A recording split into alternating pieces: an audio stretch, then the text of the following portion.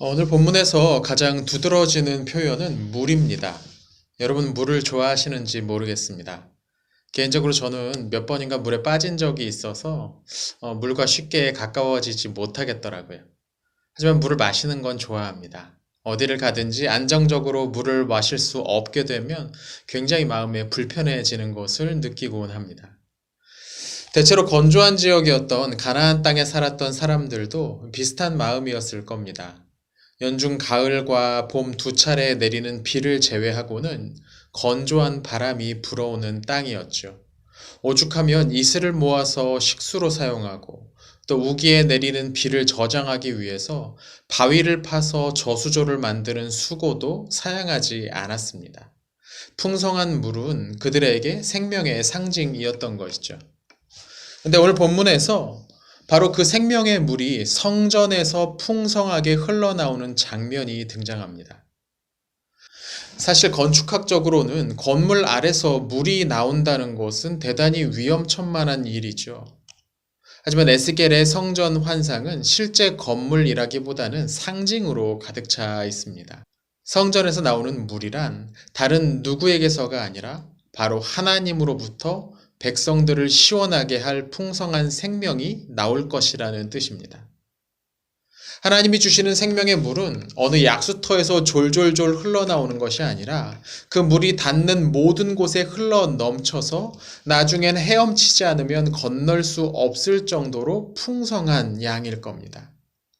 그 물은 이전에는 죽음의 그림자가 짙게 드리워졌던 곳에도 온갖 생물이 살아나게 하는 생명이 가득한 바다로 만드는 효과를 가지고 있었습니다.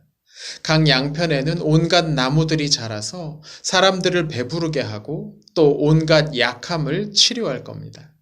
오늘 하나님으로부터 오는 이 풍성한 생명이 우리의 직장을, 우리의 가정을, 우리가 머무는 자리를 풍성하게 채우고 넘쳤으면 좋겠습니다. 본문에 묘사되는 것처럼 생명의 물이 닿는 곳마다 우리가 염려하던 일들이 사라지고 또 오랫동안 우리를 괴롭히던 고통이 치유되는 복이 하나님께로부터 오기를 축원합니다. 문제는 하나님 앞에 나아올 때 해결되기 시작합니다. 살다 보면 수많은 문제들이 우리에게 닥쳐오곤 하죠. 그건 우리가 다 예상할 수도 없고 그때마다 해결책이 있는 것도 아닙니다. 그저 우리를 당황시키고 괴롭히기도 하죠. 이런 문제들은 의지가 강하냐 약하냐와도 상관이 없고 많은 경험을 가지고 있느냐 그렇지 않느냐와도 무관합니다. 이 세상 자체가 하나님이 창조하신 그대로가 아니기에 우리를 괴롭히는 일들이 쉴 새 없이 일어나곤 하죠. 그런데 그럴 때마다 문제를 붙들고만 있으면 쉽게 해결되지 않습니다. 문제로의 지나친 몰입은 우리의 시야를 점점 좁게 만들고 두 다리를 점점 무거워지게 하죠. 그런 상태가 오래 지나가다 보면 결국 아무것도 할 수 없는 상태가 되어버리기도 합니다. 하는 일마다 제대로 풀리지 않는 상황이 연달아 닥쳐오면 누구라도 그렇게 될 수 있습니다.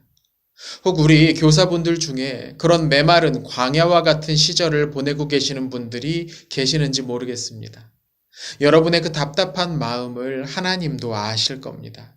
가끔은 눈을 들어서 하늘을 바라보셨으면 합니다. 모든 생명의 창조주, 메마른 땅에 샘이 솟게 하고 광야에 길을 만드시는 하나님께서 여러분의 삶에 새로운 능력을 부어주실 것입니다.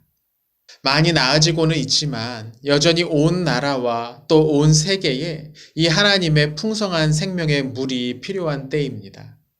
오늘은 하나님의 이 생명의 물이 우리와 우리의 이웃들 그리고 이 세상에 함께 살아가는 모든 이들에게 부어지기를 함께 기도했으면 좋겠습니다. 하나님께서 오늘도 우리와 함께 하실 것입니다.